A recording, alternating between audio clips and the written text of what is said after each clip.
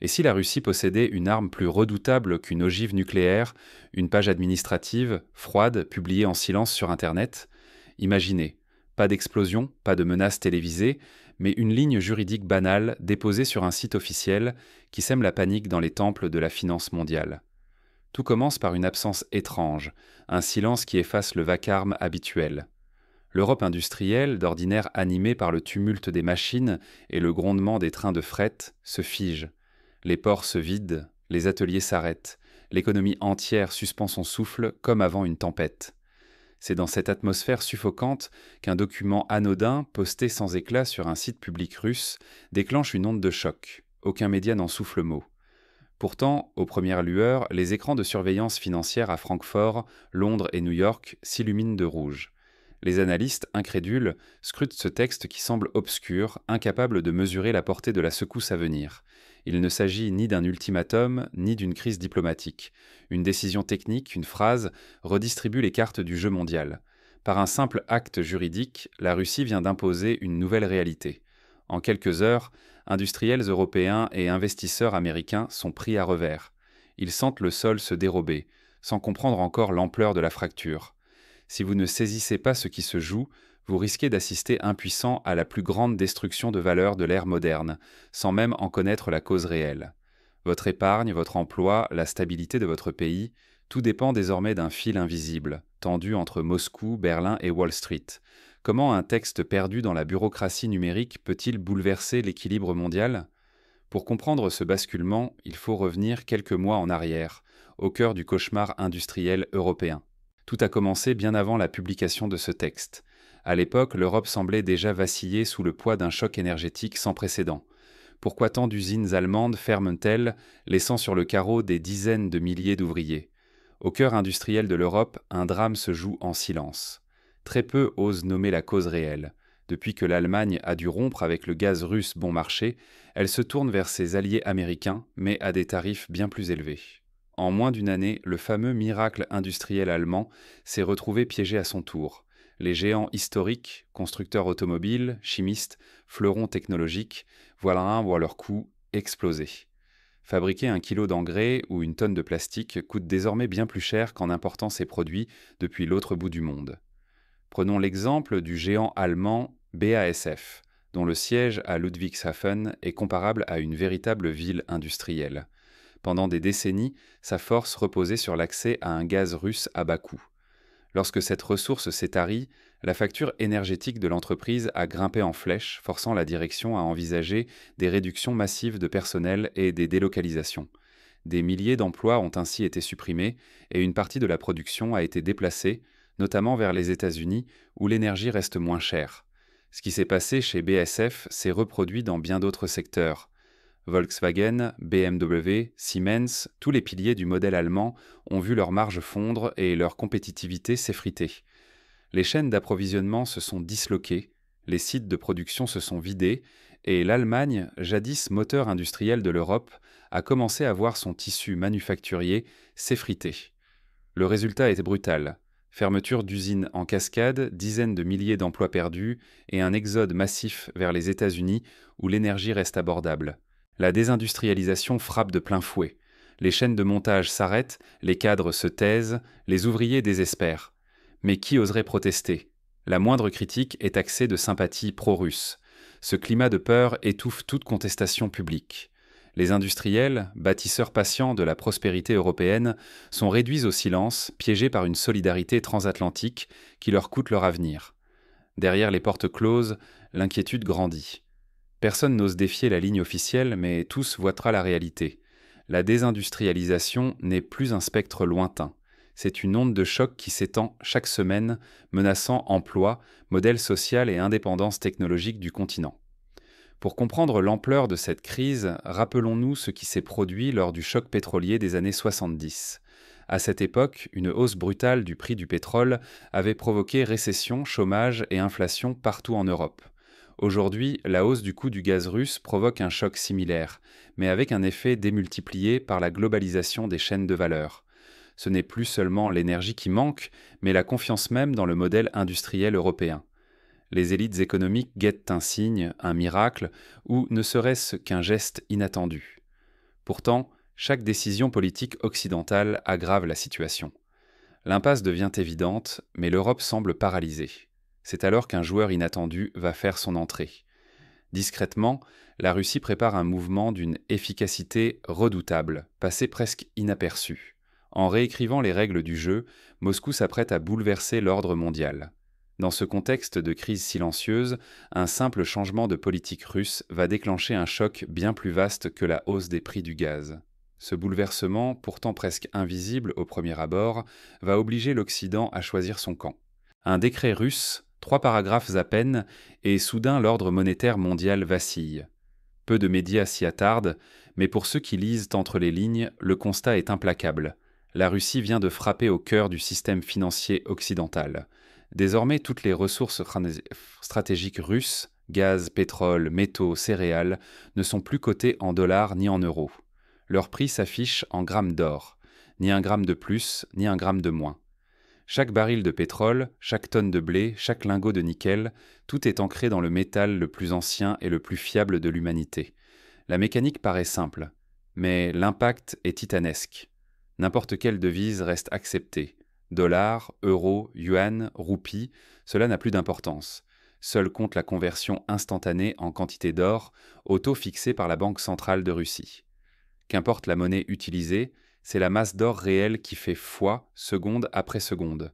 Pour donner un exemple concret, imaginons une entreprise indienne qui souhaite acheter du gaz russe. Auparavant, elle devait d'abord convertir ses roupies en dollars, puis régler la transaction selon le cours du jour.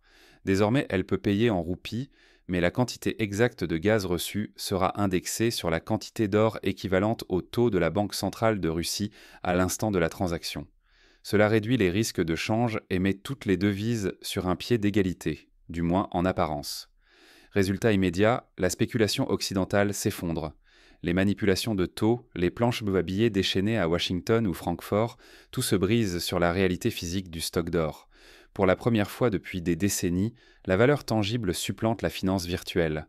En Asie, c'est la sidération. Le yuan et la roupie, jadis relégués au second plan, peuvent soudain rivaliser avec le dollar. Les traders hésitent, incertains. Mais dans les usines européennes, un discret soulagement apparaît. Et si cette rupture ouvrait enfin la voie à l'émancipation du dollar et des sanctions? Dans les tours de Londres et de New York, c'est la panique. Les banquiers, habitués à l'avantage exorbitant du dollar, voient le terrain de jeu s'inverser en temps réel. Les modèles s'écroulent. Comment évaluer un contrat qui ne repose plus sur la promesse d'un billet vert, mais sur un poids d'or inaltérable? Ce n'est ni une simple sanction, ni un symbole. C'est une attaque frontale contre l'architecture née à Bretton Woods. L'euro et le dollar, maîtres incontestés jusqu'à présent, vacillent, leur statut de monnaie mondiale de référence est soudain en jeu. Pour comprendre l'ampleur de ce bouleversement, rappelons-nous l'histoire du système de Bretton Woods lui-même. Après la Seconde Guerre mondiale, les États-Unis avaient imposé un système où toutes les monnaies étaient indexées sur le dollar, et le dollar sur l'or à raison de 35 $ l'once. Mais en 1971, Richard Nixon met fin à la convertibilité du dollar en or, créant l'ère des monnaies flottantes.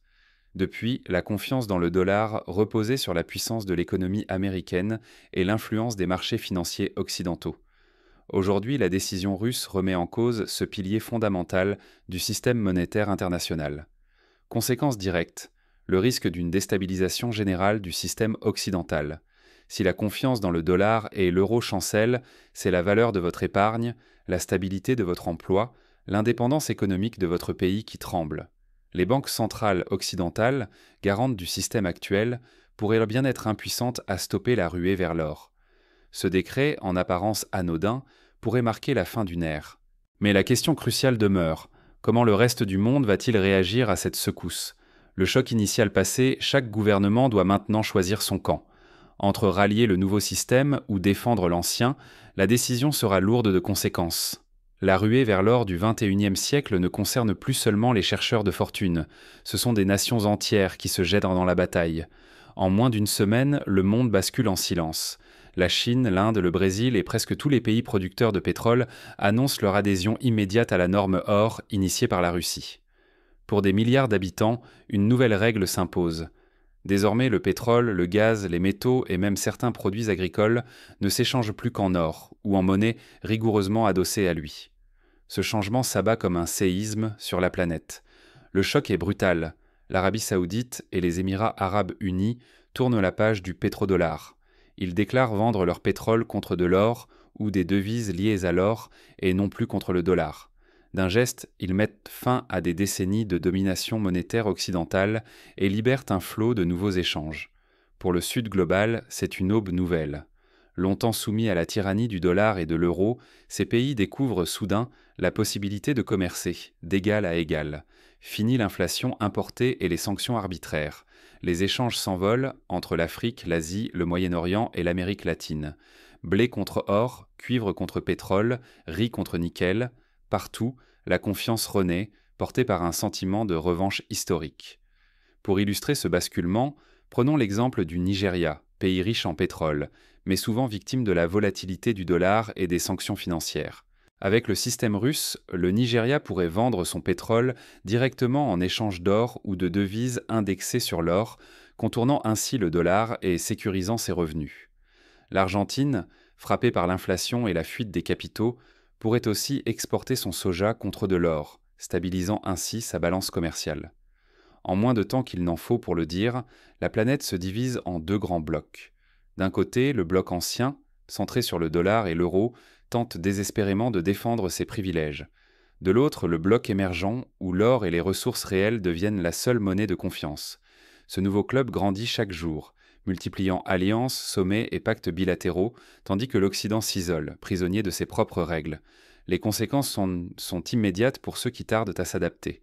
L'exclusion prend la forme d'une pénurie de ressources clés, de flambées de prix et d'une instabilité économique inédite. Plusieurs grands groupes européens et américains se retrouvent brutalement à la marge, incapables d'acheter du gaz, du cuivre ou du pétrole aux nouvelles conditions. Pour illustrer ce scénario, imaginons un constructeur automobile français cherchant à s'approvisionner en aluminium russe. Si la France refuse de participer au système basé sur l'or, l'entreprise risque d'être écartée des contrats, obligée de s'approvisionner à des prix bien plus élevés auprès de concurrents moins fiables. Cela se traduit rapidement par une hausse des coûts de production, des pertes de parts de marché et, à terme, des suppressions d'emplois. La recomposition du monde s'accélère. Les économies qui rejoignent la norme or retrouvent de l'hymne de la vigueur, alors que celles qui s'accrochent au dollar et à l'euro s'enlisent. Les peuples s'interrogent. Leurs dirigeants sauront-ils saisir cette chance ou resteront-ils prisonniers d'un système en déclin ? Face à ce bouleversement, l'Occident prépare-t-il une riposte ou bien s'apprête-t-il à capituler ? Mais derrière les murs fermés des palais présidentiels, un autre jeu commence. L'Occident est-il prêt à tout pour défendre son hégémonie ? La neutralité n'est plus envisageable. Votre survie économique dépend dorénavant de votre capacité à réagir. Nous sommes à l'aube d'une ère où chaque décision façonne le destin financier de millions de personnes et où l'hésitation peut anéantir des vies entières. Déjà, l'administration américaine a formulé un avertissement sans ambiguïté. Toute entreprise, banque ou État qui choisirait le système russe adossé à l'or plutôt que le dollar risquerait une exclusion radicale du système monétaire dominant. Concrètement, cela signifie être coupé de tous les marchés, des financements et même des opérations bancaires courantes. Pour la majorité, c'est une peine économique de mort. Ce type de menace n'est pas inédit. Rappelons-nous l'exemple de l'Iran, exclu du système SWIFT au cours des années 2010. Les entreprises iraniennes ont alors perdu la capacité de commercer avec la plupart des pays du monde, ce qui a plongé le pays dans une crise économique profonde. Appliqué à grande échelle, un tel embargo pourrait paralyser n'importe quelle économie moderne. En Europe, la tension est palpable. Les gouvernements se retrouvent pris en étau entre la fidélité à Washington et la colère croissante des industriels. Chaque jour, des usines ferment, les investissements fuient, le chômage progresse inexorablement. Les décisions prises aujourd'hui détermineront la place de l'Europe pour les 20 ou 30 prochaines années. Mais le dilemme dépasse désormais le cadre des États. C'est toute la planète qui doit choisir, rester fidèle au dollar ou tenter l'aventure d'un nouvel ordre monétaire, peut-être plus stable, mais hérissé d'inconnus. La Chine, l'Inde, le Brésil, l'Afrique du Sud, tous examinent les risques et les avantages, conscients que l'équilibre du monde est en jeu. Pour les entreprises, l'heure est à la survie. Prendre position trop tard ou miser sur le mauvais système pourrait signifier faillite, perte de marché, voire disparition pure et simple. Il devient vital de diversifier ses devises, anticiper les sanctions, rechercher de nouveaux alliés et renforcer sa résilience face à l'imprévisible. Ne pas réagir, c'est abandonner tout contrôle sur son avenir. Pour prendre des mesures concrètes, une entreprise européenne pourrait par exemple ouvrir des filiales en Asie pour accéder à des marchés moins exposés aux sanctions occidentales, ou bien constituer des réserves de matières premières stratégiques achetées en or ou en devises adossées à l'or. Une banque, de son côté, pourrait développer des moyens de paiement alternatifs pour contourner le système SWIFT, s'inspirant des initiatives chinoises et russes. Et pour les citoyens, nul n'est protégé. Êtes-vous prêt à voir la valeur de votre épargne s'effondrer du jour au lendemain? Vos retraites, vos investissements immobiliers ou financiers sont-ils à l'abri d'un choc monétaire brutal? Il est plus que jamais nécessaire de s'informer, se former et remettre en cause les certitudes sur l'argent, la sécurité et la protection de vos proches. Pour vous protéger, des dispositions concrètes existent. Diversifier vos placements, investir une partie de votre patrimoine dans des actifs tangibles comme l'or physique ou dans des sociétés de matières premières.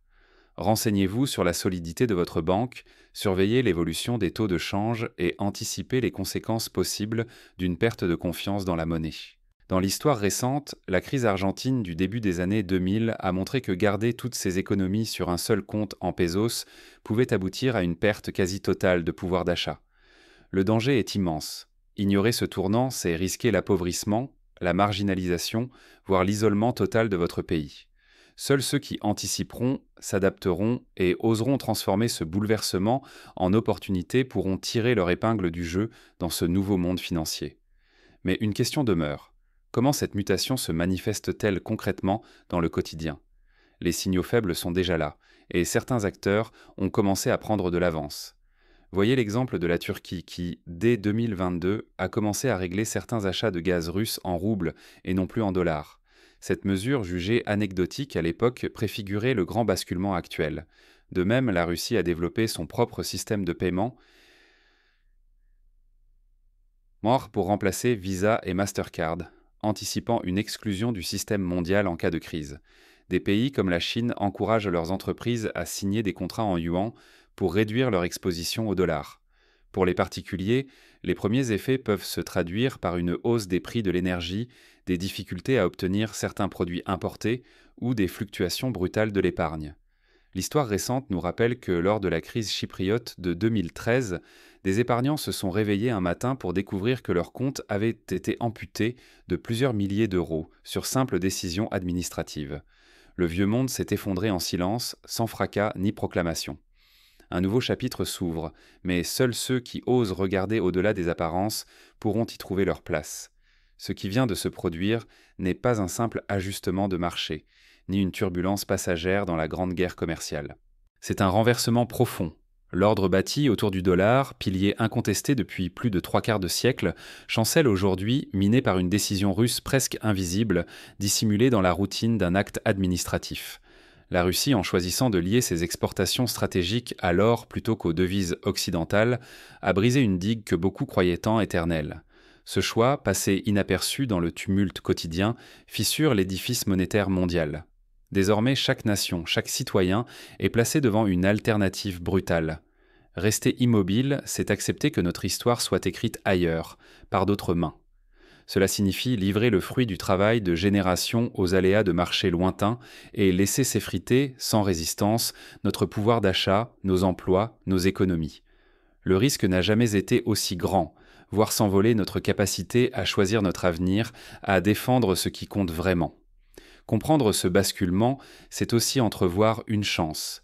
Rien n'impose que cette transformation soit synonyme de déclin ou de fatalité. Au contraire, c'est le point de départ possible d'une stratégie nouvelle, bâtie sur la souveraineté, la stabilité et la justice. Pour la première fois depuis des décennies, la balle n'est plus uniquement dans le camp des superpuissances, elle est aussi entre nos mains, entre vos mains. La question se pose alors, quelle Europe voulons-nous ? Une Europe qui subit, qui suit sans réfléchir, ou une Europe qui anticipe, qui ose poser ses propres règles, qui protège ses intérêts tout en innovant. Cela exige de briser de vieux réflexes, de sortir de l'ombre des puissances et d'oser imaginer d'autres modèles, d'autres alliances. Pour s'en inspirer, rappelons-nous la période des 30 Glorieuses, quand l'Europe, ruinée par la guerre, a su inventer le marché commun, bâtir l'euro, créer Airbus et Ariane et négocier d'égal à égal avec les superpuissances. Ce type d'audace, d'innovation, de capacité à forger ses propres outils est plus nécessaire aujourd'hui que jamais. L'apparente discrétion de cette rupture est un piège. L'histoire avance masquée. Si nous restons passifs, elle nous écrasera. Mais si nous comprenons l'enjeu, alors nous pouvons choisir, peser et même façonner le monde qui s'ébauche.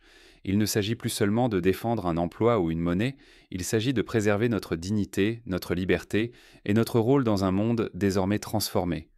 Pour agir, chaque citoyen peut s'engager dans le débat public, interroger ses élus, exiger que la transparence règne sur les choix monétaires et stratégiques du pays. Les syndicats peuvent interpeller les gouvernements pour défendre les intérêts industriels et sociaux. Les médias, enfin, doivent jouer leur rôle de veille et d'alerte en allant au-delà des communiqués officiels. Le temps de la résignation est révolu. Interrogez vos dirigeants, exigez une vision, réclamez des réponses à la hauteur de l'enjeu. Le destin ne sourira qu'à ceux qui auront compris que la guerre la plus décisive de ce siècle se joue dans le secret des lois et le choix des chiffres. Ceux qui restent aux spectateurs perdront tout, sans même comprendre pourquoi. À vous de décider. Voulez-vous subir l'histoire ou choisir de l'écrire ?